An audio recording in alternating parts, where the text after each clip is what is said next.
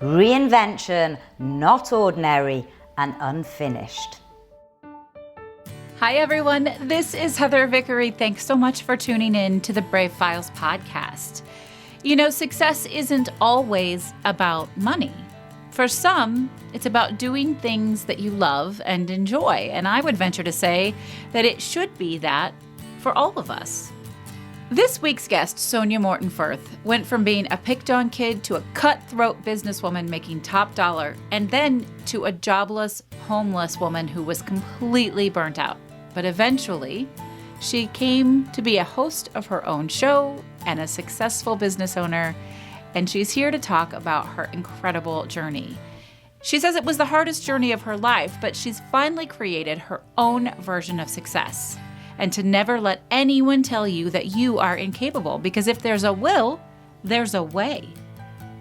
Sonya and I talk about rediscovering yourself, finding your truth, the power to stop doing the things that you know you'll regret later, and so much more. It's an incredible episode. I'm so grateful that Sonya chose to spend some time with us. Before we get started, though, I wanted to make sure you heard the good news. Cue your dance music. If I had Pink's Raise Your Glass and I wouldn't get sued for it, I would play it right now. But y'all can pre-order my new book, Fuck Fearless, Making the Brave Leap, right now. At this very moment, you can head over to vickeryandco.com/ffearlessbook and pre-order either the ebook on Amazon or order directly from me a personalized hardback, which will be customized. I'll sign it. It can be written for you or for anyone else. It makes for an awesome, awesome gift. Hopefully, the regular print orders on Amazon and eventually bookshop.org will be available soon as well. But right now, you can secure the ebook and a custom personalized hardback copy by visiting vickeryandco.com/ffearlessbook. Woo! It is so exciting. I am so proud of this book. I am so proud of all the hard work that both me and everyone on my team put into making this thing a reality. And honestly, we're still getting all of these bits and pieces together. And that's why it means so much when we get really wonderful endorsements from people out in the world. And I want to share today's endorsement with you. It is from Denise Duffield-Thomas, who is a money mindset mentor and the author of Chill and Prosper. Denise DT is super badass, and I was really honored when she shared the following about my book. Denise says, a successful millionaire told me once as a newbie entrepreneur that fear never really goes away. And I was disappointed until I realized that she was right. The absence of fear is not the goal. Heather's book spoke to me in the same way. We expend our precious life force on trying to eliminate fear when we could be brave instead. This approach is a must-read for everyone with a big dream in their heart. Thanks so much, Denise. I appreciate that. I hope that you all will go and check out the book right now and make sure you're on my email list so that you can get all the latest details on the book, upcoming events, speaking engagements, all sorts of other awesome stuff. Plus, we just drop goodness in your email all the time. And if you sign up right now, you can get a copy of the quick guide, the 101 to my Brave Method. So visit vickeryandco.com/guide. Again, that's vickeryandco.com/guide to make sure you're on the email list, get the guide, get all the details, and be able to pre-order your copy of Fuck Fearless right now. All right, folks, let's head on to this episode. This is Heather Vickery, and you're listening to The Brave Files, stories from people living courageously. When we choose bravely in big and small ways, it powerfully elevates our lives. I hope these stories connect with you and encourage you to embrace bravery in every possible way, day after day. Together, we can build a movement of courageous living that enriches both our lives and our communities. And if you enjoy the show, I ask you to please share it with others. Maybe think of someone who you want to choose bravely right alongside you. Thanks for tuning in. Now here's the show. Everybody, I am so excited to share this episode with you today. I'm already intrigued, aren't you? Those 3 words are fascinating.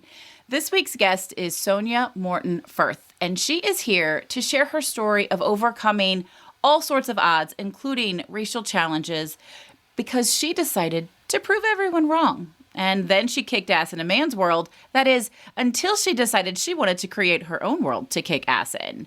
And today is all about finding a way to reinvent happiness. Welcome to the Brave File, Sonya.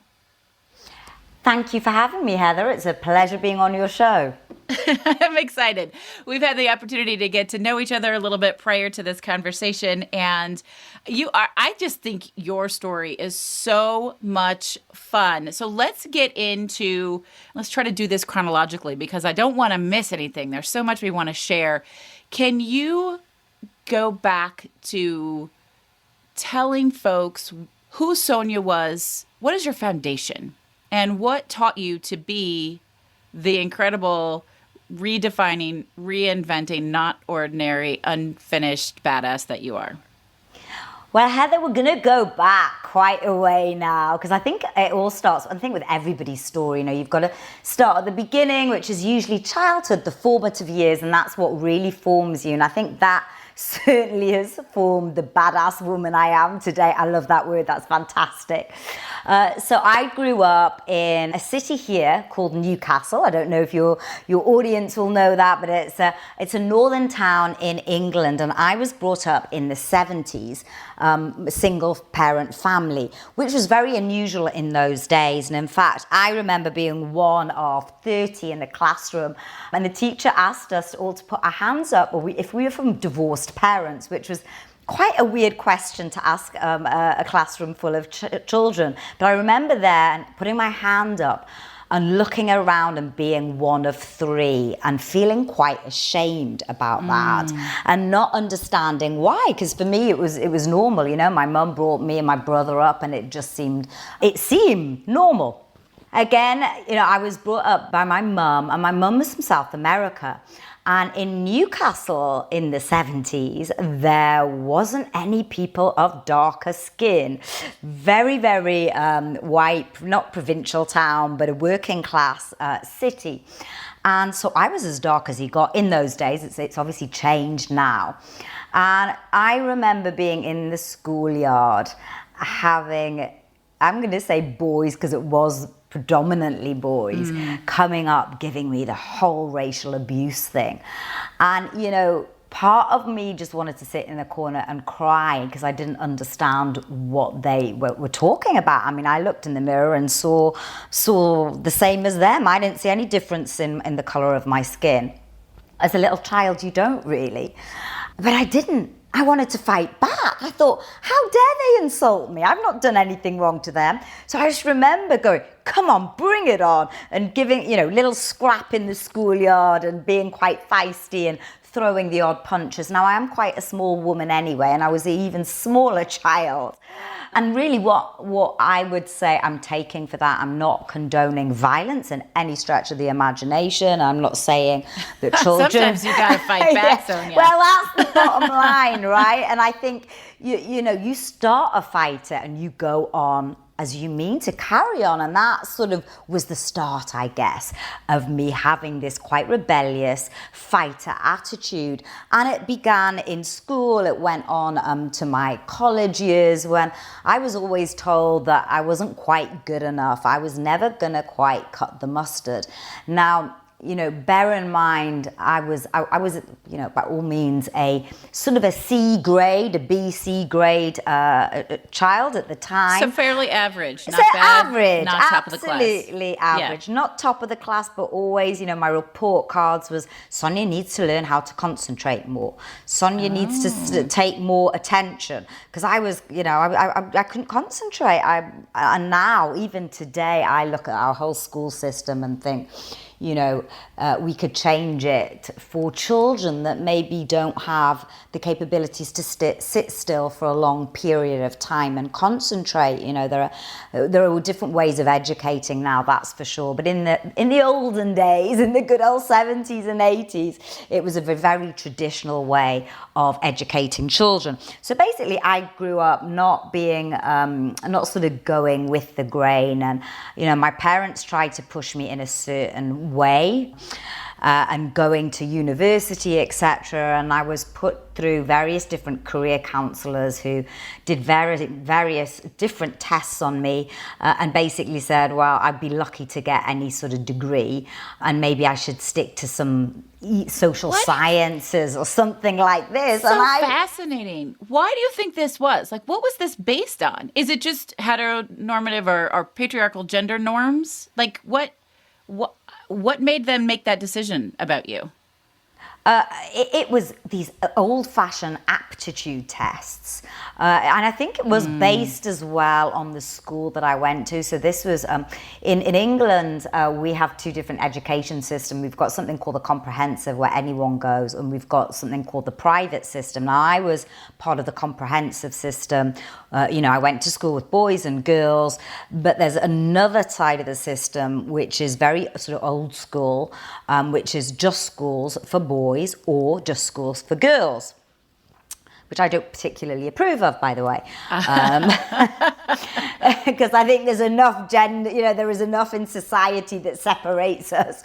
So you might as well actually learn to live side by side and appreciate the different sexes rather than have more segregation. And this is, what they used to do, segregate children because of their gender. But I wasn't, I was in a school that had boys and girls, but this particular career counselor, the children there were all from single-sex schools. So I think that was a big no on my sort of aptitude test or my background on how successful I would be in the future. And I actually remember sitting in this class. I went down to London. My dad had paid for it because, my mum and dad were separated. And I'd come down to the big city to take these tests. And I remember being in this class and one of the girls turned around to me and she went, "Oh, what school did you go to?" And I said, "Oh, I go to a comprehensive in Newcastle." And she just looked at me and went, "What, with boys?" And I was like, "Yes, with boys." And that was the sort of attitude that these children had. So I was soon told that I wasn't going to amount to much. And of course, that meant I was going to prove them all wrong. And I did prove them all wrong. So I went to university. I got a very, very good degree. And I came out and went into the city of London, the finance sector, which is one of the most lucrative sectors to work in, and very, very male dominated. It may be a lot better now, but certainly back in, and we're talking about the early 2000s and the late 90s, it was very, very male dominated, very typical suits, ties. You think of that stereotypical image, well, that was it. And I was in sales, again, a very male dominated environment, and I traveled all around Europe and the US helping them open doors in new markets. And I was really good. I was bloody good at my job, and I won accolade after accolade and was voted global salesperson, and I think 4 years running. And we used to go to these huge presidential awards, and I'd sit there amongst hundreds of different salespeople from around the world, because I worked for one of a large global rating agency, American rating agency, which I probably can name it, but don't think it makes any difference. But I'd become very aggressive. I'd almost taken on board the fact that I had to be a man because I was working in this man's world. So even to the point of dressing, I used to wear a pinstripe trouser suit, and really left all my feminine side. And if you look at me now, I consider myself a feminine woman, and I'm very much embrace now my feminine side. But back in those days, it was literally dog eat dog, and you couldn't bring any of your emotions to the table. It was very much frowned upon. If you were a woman and if you were going through a hard time or you were having a bad day in the office, you could not show your emotion. The only way you could show your emotion was through sort of aggression and being one of the boys. And if I look back and think, wow, how did I do that? I actually realized I was somebody else back then, a completely different person to the person I am now. And money was driving me, success, whatever that means, at the time was driving me, but also this real pursuit of trying to get on top of everybody else. And if I'm honest, I don't think I particularly liked the person I was back then. And I certainly didn't feel fulfilled. And like a cliche, I woke up at the age of 40. I woke up, literally There's something woke about up. 40, Sonya. There is, absolutely. And if you haven't been there, if you're not there yet, you've got it all to wait for. And I've got to say, it's actually the most liberating age. Funnily enough, I've just turned 50, which I'm even more liberated on. That's what I've heard. So yeah, 50's good. I mean, it's taken only 2-3 months into my 50s, but I'm enjoying it so far, definitely. But yeah, I turned 40, and like the cliche, life changed. I woke up one day, I remember I was in New York, and I was in this clothes shop, and I was walking around thinking, wow, I can afford everything in this shop, and yet I feel really empty inside. The company had just sucked it out of me. I used to literally sleep with back in the day, the BlackBerry by my bedside. I didn't have a relationship to speak of. I mean, I was in a 10-year relationship that had ended because I was traveling so much. And all I cared about, as I said, was getting to the top. So I woke up one day and just thought, wow, who have I become? What are my values in life? And is this all there is?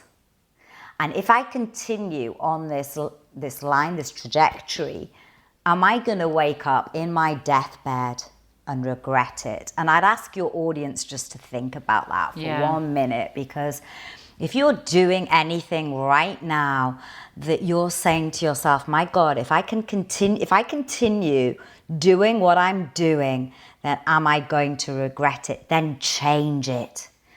Absolutely change it, because as Albert Einstein said, the definition of insanity is doing the same thing over and over again and expecting a different outcome, right? Mm-hmm. So you can think things are going to change, but if you don't change and if your environment doesn't change, then nothing is going to change. So you have to do something about it. And it was in that moment, and I didn't leave straight away. I did think about it, and I talked to various different people, and it took me a few months, but I did. I jumped ship. I handed in my resignation. I didn't have another job to go to. I left my big fat salary, my pension, all my colleagues, my friends, my life as I knew it, and the fat cats behind. I said goodbye. And that was a close of one big chapter of my life. So what's the first thing you did when you were finally like, I'm out. I don't have to do this. I'm not going to do this. I'm out. What's the first thing you did? Well, after the copious amounts of champagne to celebrate, no, I didn't. Actually, it was quite difficult, and I'm not going to rose color this at all. I thought it was going to be great, and I did think, I'm just going to celebrate, have a great life. It's not quite that easy, and I woke up feeling like, wow. I didn't feel like I had an identity anymore. I didn't know who I was, I'd always been Sonya Morton-Firth, a successful career woman who worked in the city and wore pinstripe suits. And now I didn't have to get up to go into the city for 8:30 anymore. I got up and could do anything. Now, I decided to retrain as a personal trainer because my passion was health and fitness. So I qualified as a personal trainer, but I knew that's not what I wanted to do. I wanted to do something in business, and I wanted to do something around health and fitness. So I wanted to get qualified in that area. But it takes a lot, from going from that very rigid corporate life of getting up at a certain time, putting your work clothes on and going into the office, coming back in the evening and just relaxing because that's all you want to do, and then living for your weekend, to getting up on your own accord, basically designing your own life. And Heather, I'm sure you know this because you're an entrepreneur. If you live on your own terms, you get to choose. You get to choose and design your own life. And that can be quite difficult if you've been institutionalized in the corporate world. And I had been institutionalized, I'd been there 20 years. So it was difficult. And I went on various different courses, seminars, workshops. I started my personal growth journey and started really trying to understand my mind and who was I? Who was Sonya Morton-Firth? And I knew there was an entrepreneur there somewhere. I knew there was something waiting to get out, and I wanted to combine my love, as I say, of the health and fitness world. And I met my business partner, and we launched a brand of gym wear for women. So leggings and gym tops, etc. Fashion, going from finance to fashion is serious. That's a big shift. It's a huge shift, and it sounds very glamorous. When people say, "Oh, you're going into the fashion industry," wow, that must be so glamorous. It really isn't. It really isn't. I remember my second bedroom at home was piled high with all these leggings in different sizes because we'd overstocked. We hadn't got a clue. We'd gone out to factories and all sorts of weird places in London, back of beyond, and we'd got too much stock. And we made all these mistakes because we really didn't have an idea of what we were doing. We went through a bucket load of money very quickly, and we had, as I say, stock that no one wanted. We'd launched, so on one side we were successful in that we'd launched. In fact, the brand is still going. But I was having these sleepless nights 2 years in, thinking, wow, I've gone from one prison to another, but this time this prison isn't paying me anything because and it's costing me sleep because let's face it, you can't just shop at 6 o'clock and go home. When you run your own business, you don't go home. And you're there all the time, creating that self-defined balance and how to work efficiently and effectively versus all the time. Because entrepreneurs do think they've got to work all the time, and you don't. But it's a totally different way you have to manage your day, and you have to be a self-starter. Completely, and you've got to manage your mindset. And I think this is the biggest thing that no one taught me when I left the corporate life. It's like, go and be an entrepreneur, hustle, hustle, hustle, work all hours, and you hear it all, you've got to put it all in. And no one actually said, do you know what? You're a human being. You're a woman, not that you could have been a man, but you have hustled. You spent your life hustling. Now, maybe just take some time out, learn to actually relax, and your business will be better for it. And this is what they don't tell you. That's the core of my coaching program right there. Absolutely. And you know what, Heather? It's taken me years later to understand that. But at that time, I didn't understand it. So I was just blowing a gasket. And I got burnt out, stressed. It cost me my next relationship. I wasn't going to the gym, and having left the city because I was so fixated on being, the health and fitness side of it, suddenly found that I didn't have time to do my passion, to go to the gym and express everything out or do everything that I wanted to do. So I pulled out. My business partner luckily bought my shares in the business. As I say, she's still going. And that's great. Good for her. It was amazing. and she loved it, but it just wasn't for me. And again, I had to take that step back. And I've got to say, Heather, at that point, I felt a failure.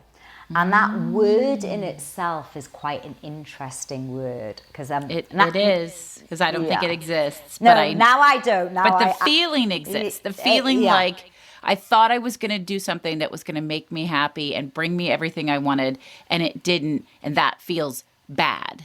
And we associate feeling bad with failing. Exactly, but you just said it before. Is there any? There's no such thing as failing. I'd actually had a big step forward, pushed myself out of my comfort zone. And actually, if you don't fail, quote unquote, in life, it means you're not pushing yourself. Yeah, you're not trying different things. But unfortunately, I didn't see that at the time, and I just thought, wow, I've left this mega salary, my pension, my friends, and now I'm a failed entrepreneur. And I didn't have a lot of time wallowing in self-pity. And instead, what I thought I'd do is I'd get back to the gym and focus on my body instead. And I started bodybuilding, and this was at the age of 44. And I'd seen our models in the gym wear were bikini models who get on stage lifting weights. And I remember saying to them, wow, what an amazing figure. How do you get like that? And at the time I was a cardio bunny. Working their asses off. Yeah. That's how they got there. And they were like, we lift weights. And I was like, you lift weights? But you don't look bulky, this preconception about lifting weights is going to make you bulky. And they were like, no, this is what makes you have a great figure. And so I literally started studying nutrition. I hired a coach and I started training for my first competition and stepped on stage for the first time at 44. And I remember being there with 20-year-olds literally were in my category because it was like a height category rather than an age category. And I was like, wow, this is just a little bit scary. If you think your life's been scary, how about standing in front of a whole arena and a load of judges in a bikini to literally be judged? Wow. And I'm fascinated by this because you told us that your journey has gone from really exuding masculine energy to feminine energy. And I love that you've tapped into more of your feminine energy while bodybuilding, which is not something we think of as feminine. Exactly, and it's not normal, right? It's not ordinary. You know, a lot of women don't bodybuild. It's not really considered. You know, if you were saying I go to classes or I do running, then that's or dancing or whatever. That's sort of traditionally female, and I don't mean to stereotype, but I guess people do stereotype. So it certainly wasn't a stereotypical thing for a woman to do. Yeah. I'd always been a little bit maybe obsessed or body conscious. I had body issues. So pretty much every woman or girl I know. Yeah, absolutely. Because society's a bitch. Oh my God, awful. And actually it was my mum, going back to my childhood, because my mum's a large lady. She used to say to me when I was little, when I was eating, and I remember, and she probably hate me saying this, but she did say it a lot, be careful of what you eat, it'll turn out like me. And every time I used to eat more, it was like, stop eating. So traumatic. That's so traumatic. It's so dangerous. Yeah. Well, and of course you don't know at the time. Yeah. You don't know that. And then it's only looking back years later, it's like, wow, I've got a bit of a complex now. Well, now I've worked through it, but you realize, where did it stem from? It was because I was told as a child I was going to be fat if I didn't be careful. And actually, do you know what? You look back and the same way as the bullies in the play yard, the same That's way. That's bullying. Well, no, what I was going to say... Even if she loves you. She loves me, and I'm grateful for it now. You know, you look back, and I say I'm grateful for the bullying in the play yard. I'm grateful for being brought up in a single-parent family. I'm grateful for being brought up in working-class Newcastle, because that's made me who I am today. Yeah. And I think if you can go back and embrace those things, rather than think, oh my God, this is why this has happened, and be that victim. I'm like this because I was victimized. It's like, no, actually, that's turned you into the amazing person you are today. Embrace Absolutely. it. Because we have to go through this, right? From any breakthrough or trauma or something will come something of beauty. I honestly believe this. And if you look at a lot of the coaches that are out there or people that are out there, they're usually teaching something that they have once learned themselves. Absolutely. Because of something they've been through. So I look at it as a blessing now, and to that extent, I talk about nutrition and diet and exercise. I don't like the word diet so much, but how to lead a healthy lifestyle and a healthy life. And it has been a passion of mine for a long, long time, and it's becoming even more of a passion the older I get, because of course we are all living older, and we all want that vitality and that energy, and to look great and to feel healthy, especially in this world we're living in today with pandemics and all the rest of it going around. We want to feel fit and healthy, and that's where it starts. Forget the money, because no money can buy you your health. That's true. That's it. The bottom line is, it doesn't. I mean, look at Steve Jobs, for example. Unfortunately, all the money in the world couldn't save him. Couldn't save him from his cancer. Yeah, absolutely. I love all of that. It takes kind of a nice combination of separation in time and perspective to be able to say, I wouldn't change what felt bad at that time, because I wouldn't be here. I wouldn't know what I know. I wouldn't have the lessons. I mean, and I say the same thing. If I had, I joke about, if I'd found the lesbians in college, I probably wouldn't have my kids. But exactly, I didn't. And I wouldn't trade it for anything. And if I hadn't gone through the lived experiences that I'd gone through, I wouldn't have the business that I have. I wouldn't have this podcast. I wouldn't have my books. None of those things would exist. But when you are in the middle of what feels hellish and awful, it's hard to have that perspective. But folks, Sonya and I are here to tell you that it's gonna serve you. Find what's in it for you, and you can reframe it in a little bit if it's really bad right now. And that's what it is. That's what it's about, Heather, right? Reframing. And just knowing if you're in it, this too shall pass, that expression that we're all hearing now, this too shall pass, is so true. And I remember one of my dearest friends telling me that and saying those words to me when I went through a sort of a more recent transformation. I'd literally gone back to the corporate life and was in a relationship, and I came out, was moving houses, and had no job at that time, because I decided to come out, and I was about to start a life with my partner. And I was moving home as well, from a home that I'd lived in for 20 years. And a week, literally not even a week, a few days before we were meant to be moving in together, we broke up over email. We'd had an argument, and he literally messaged me and went, sorry, can't do this. And it was like my world had fallen apart, because suddenly I had no job, because I was meant to go into business with him, and I'd just given up my corporate job. I was in the midst of moving house, because we were moving in together. So people were moving into my old flat where I lived in London. And I moved into my new home, and the builders that I'd got in to do a little bit of decoration had trashed it. So I had no home. So I was sort of homeless, jobless, and no relationship. Wow. And that was I think, where I learned the most. I'd already done a lot of, I'd started on the personal growth. Tony Robbins is a great starting point. And then I studied a lot of Dr. John DeMartini's work. I don't know if you're familiar with him, but he's all about values and discovering your true purpose. And that summer, I learned to meditate. Now, you might not be into meditation, but it really helped me at that point in time. And I started journaling. And as I said, I went on this breakthrough experience and really tapped into, who is Sonya Morton-Firth? I'm reinventing myself again, I've been the successful corporate woman, I've been the bodybuilder, I've been the fashion entrepreneur, I'm a property investor, which has given me my financial freedom, but who am I now? Because I'm left with nothing. Yeah, wow.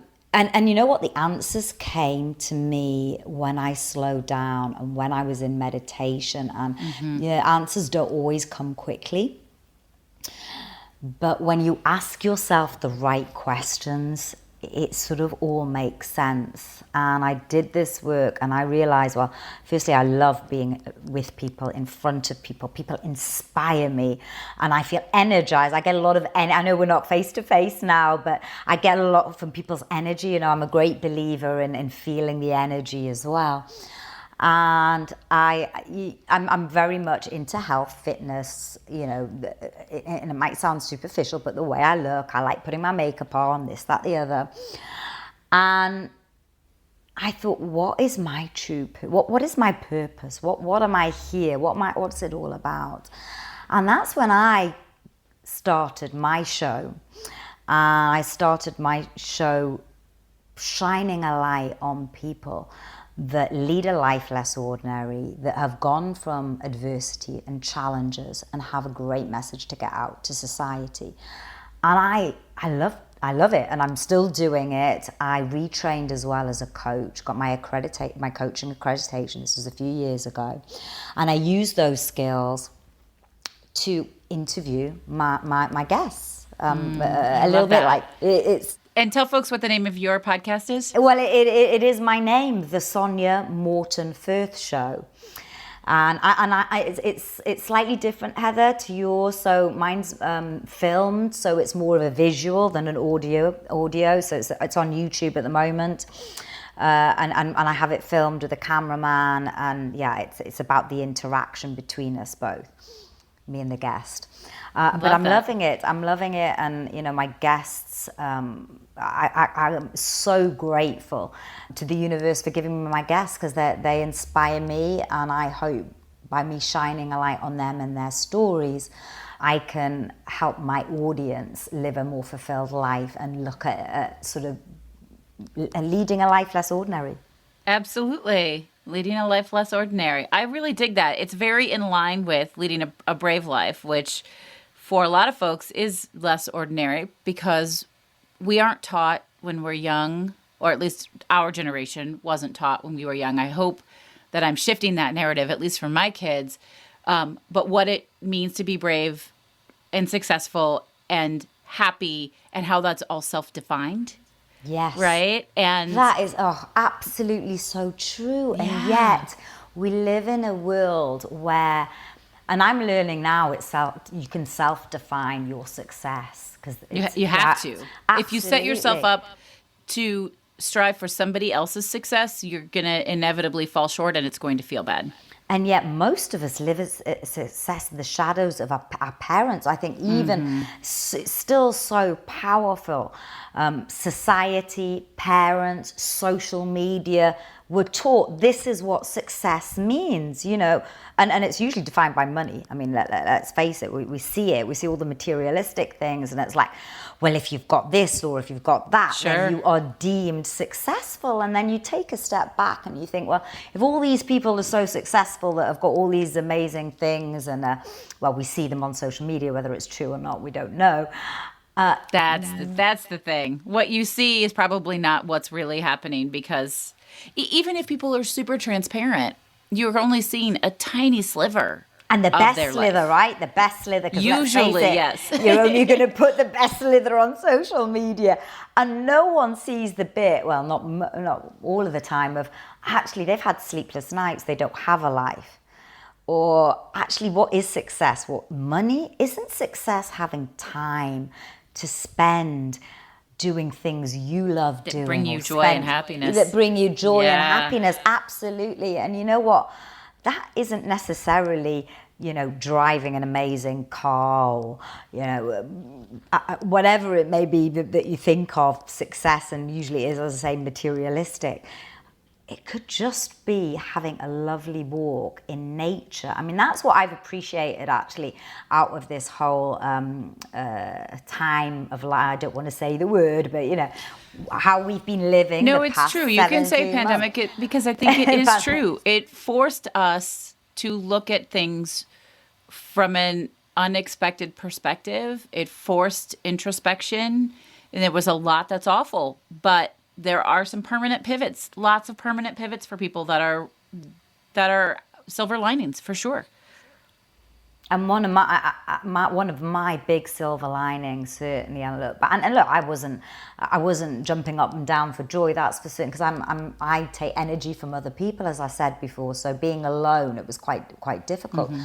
But I live in a beautiful part of on the outskirts of London, where I can actually look at the river, and I discovered nature just walking up and down the river. Some beautiful paths up until we've got a beautiful park here out, and there's just so much green, and just actually spending time outdoors and sitting in nature, it really can redefine. Certainly can help your stress levels, but also from a health perspective, just they say just even looking at green and being in nature can help with the cell regeneration, etc. So I found just the whole pace of life just slowing down and being able just to be really actually fully present. Yeah, you had to be fully present. Fully present. I literally have "Be Here Now" tattooed on my inner left wrist, just to remind me of that. And yet, that is the most difficult work I think I've ever done, is just being present. Because our minds are racing at 100 million miles an hour, and we've got all of these thoughts coming in, and we're usually like we're into next week or into the week after that, without actually looking what's around us here now in this present moment, and the beauty that present moment brings. And if you are truly in the present moment, you can't be stressed. You can't be, because everything. Memories, things in the past that cause you stress, that's in the past. Things that you're worried about in the future don't exist yet. Fear is almost always based in the future, right? Unless you're being chased by a bear at this exact moment, it is not an intentional act of fear. Yes. And so you're worried about something that hasn't yet happened. So yes, if you're introspective and present in this moment and working from this moment, that's how we build a future that we're not afraid of. Completely. Yeah. And I think that is so important when you're thinking about building your own future. Make it your own. Design your own life the way you want it to be. Yeah, on your terms. On your terms, not somebody else's terms. And that's what I'm really learning now. Well, actually, how do I want my future to look? I love that. Because this isn't finished yet. I've just started, I've started my show. I'm 2 years into my show, loving where it's going. And now I've got like, wow, where am I taking this next? What's the next chapter of Sonya Morton-Firth? Yeah. And it has been a real journey. And what I did when I was 50, actually, my 50th birthday, I'd encourage anyone to do this, is to write down all your accomplishments. I have clients do that a lot. It's a really powerful exercise. I absolutely loved it. Mm-hmm. And you know what, you think, oh my God, I haven't accomplished much, I haven't done much, look at me. That might be the sort of the things that are going through your mind. But if you just spend a bit of time, oh my gosh, you can suddenly, lots will come up and come out, because we always underestimate what we can achieve in 5 years. So if you're going right back all your life, and then we obviously overestimate what we can achieve in a year. So it's a very interesting exercise to do, going back through the decades and thinking, wow, what have my accomplishments been? It is. It's difficult for some people to do that, because so many people are raised and trained to not brag, to not be vocal about their accomplishments. They're supposed to be humble. And I call bullshit on all of that. Brag. Know what you've done. Be honest about what you've done. And also, we do it in small steps. It doesn't feel, and that's what your point, I think, is, Sonya, is that it may not feel like you've accomplished a lot, because progress isn't linear, and it's not usually in massive leaps. It's not usually chucking your life career and starting a business and then closing that business and starting something else. Usually it's small things, intentional things that build up and get you to where you want to go. And you deserve to have that moment that Sonya's talking about. You deserve to sit with all of the things you have actually done, and it's incredible. Absolutely. Yeah. And it's just those small things. Like you say, it takes small steps to take that big giant step forward. And in fact, it's sometimes I always say to people if they feel overwhelmed, it's like, well, don't look at the end goal. Just take the next small step. That's right. Be here now. Yeah.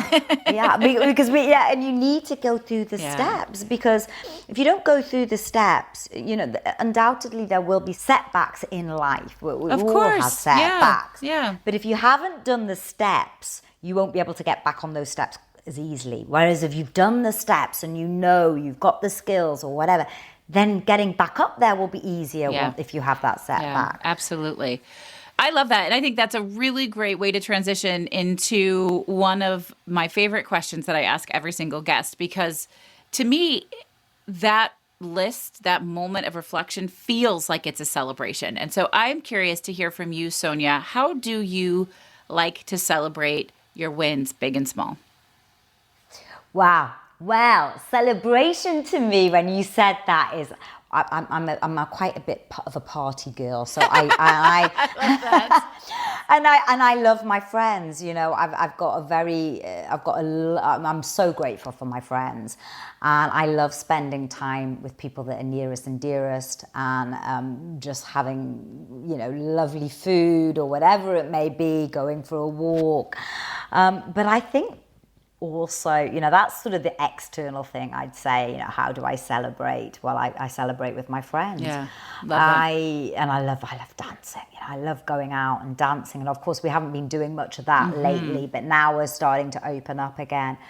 But now I also celebrate, I think, sometimes just with myself. Yeah. And, I am an extrovert, so it's sometimes I'm by myself a lot of the time, but it's like actually just taking that time to celebrate myself, and that might mean going for a walk and just sitting in nature, or just spending that time just thinking, wow, I've actually achieved this. Pat myself on the back, glow from inside. And do a little bit of internal celebration, because you've got the external celebration is friends and all the rest of it, but I do think it's important to just take a little bit of time and actually spend it with yourself. I totally agree, and I love that. I love the distinction. There are so many ways to celebrate, and the more you celebrate, the more you have to celebrate. So thank you for sharing that. I love it. Sonya, will you share your favorite charitable organization with us? Yes, so I do a lot of work with veterans, and in fact, they've been a very prominent sector on my show. Oh, wonderful! And both male and female veterans. Unfortunately, there isn't a lot of female veterans here in the UK. I think there's more in the US.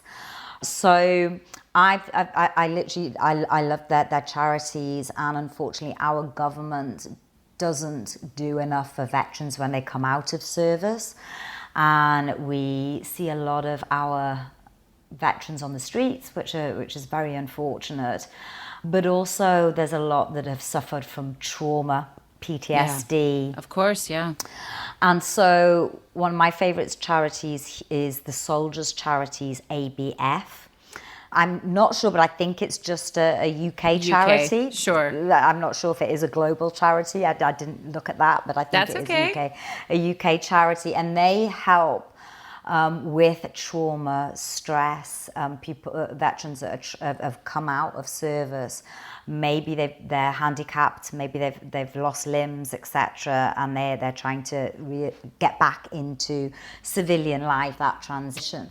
So I think the work they are doing is amazing, and without charities like this, unfortunately, we would see more of our vets on the streets. So important. Thank you for sharing them. They're going to be our charity of the week, so we ask you to give them love. If you're not UK based, look for your own veterans support organization in your own community and see how you can be part of a global effort to help and support this community that really needs as much help and support and love and guidance and compassion that we can possibly give them. So that's, as I ask you all listeners every week, go out and give your love and support in any way that you can.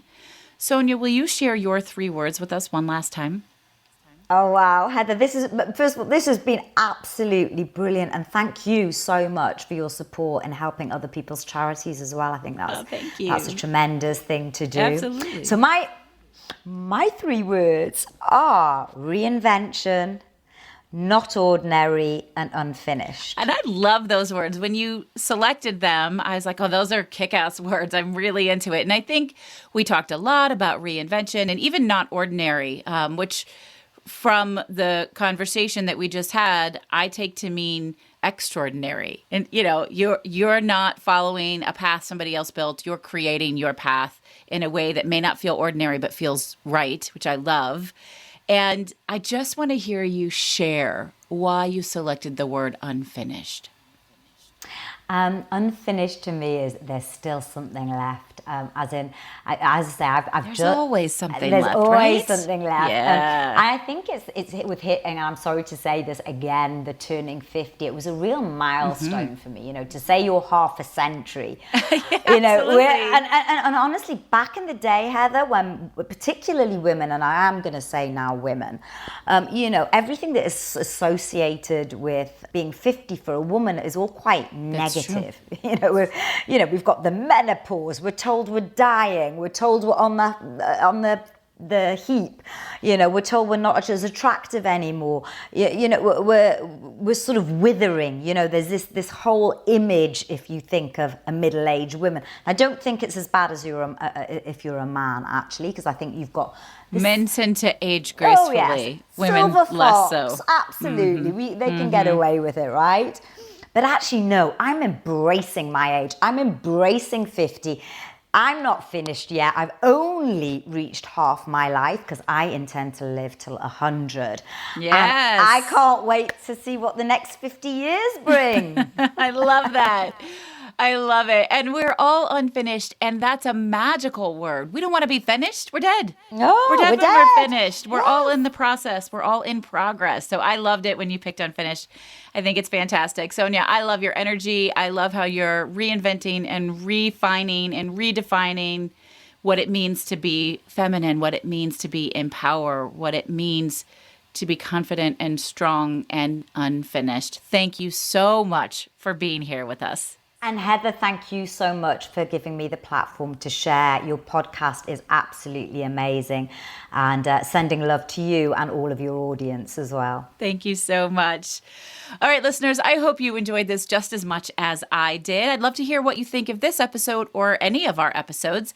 You can email me at heather@vickeryandco.com or get into my DMs. I'm on Twitter all the time, Instagram, also Facebook. I really do want to hear what you think. And let's get connected on all of the different social media platforms. And just a reminder, you can right now, as soon as you finish listening, go and pre-order your copy of my new book, Fuck Fearless, Making the Brave Leap.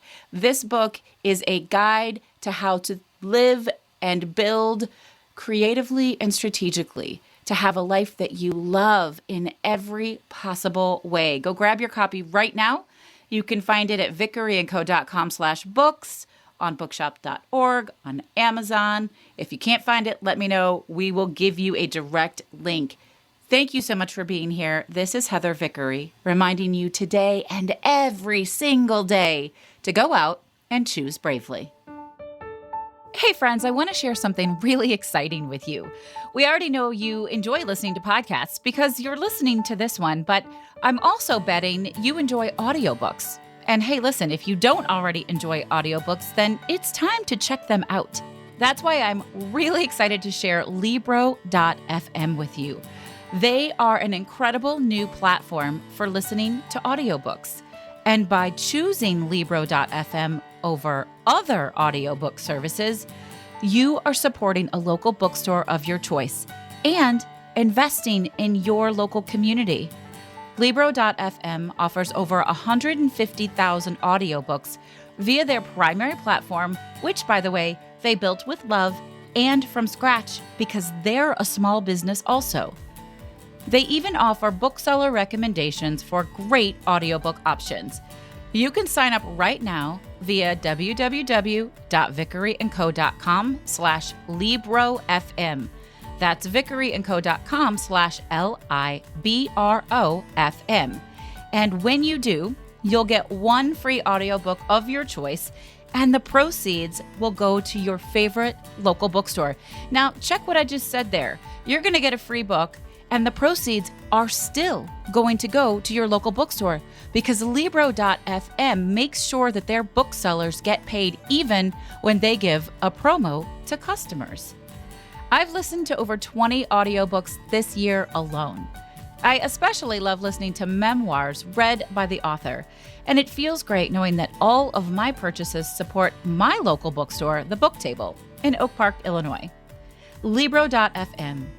The same audiobooks, the same price, but a completely different story. Check them out right now at vickeryandco.com/LibroFM. Have you ever thought about starting a podcast? Maybe you've had this thought and then quickly shut it down because who has the time? Or you don't know how, or gosh, it just all seems too hard. If you have something to share with the world, we want to encourage you to get your message out. The world needs to hear it. Did you know that 50% of all homes are podcast fans?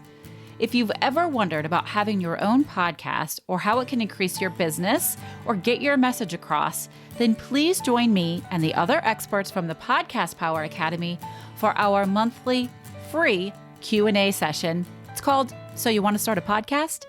This casual live conversation will help you understand how podcasting can be a great decision, why now is the best time to get started, and how to get into action with it. Visit podcastpoweracademy.com to learn more.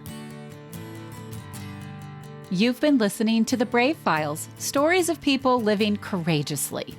To learn more about the show, find our show notes and full episode transcripts, or to get some great bonus content, visit thebravefilespodcast.com. And we would love to know what you think of the show. You can give us a call at 312-646-0205. Let us know your thoughts on the episode, the show in general, or maybe share with us how you're out choosing bravely. This episode is brought to you by Vickery & Co. Success Coaching. Coaching that helps you maintain a life well lived and a business well run. Learn more at vickeryandco.com. Our music was created and produced in a custom collaboration with Matt Lewis from ML Creative Consulting, a boutique firm dedicated to helping clients identify their unique sound and amplify their brand with custom delivered soundtracks. We couldn't do any of this without our extraordinary audio engineer, Andrew Olson. Learn more about him and check out his work at findandrewolson.com. And special thanks to everyone on Team Brave, from our producers, associate producers, copy editors, writers, and support team. Special thanks to Molly, Mary, Kim, Sabra, and Sabrina. I'm your host and executive producer, Heather Vickery. Thanks for tuning in, and we'll talk to you next week.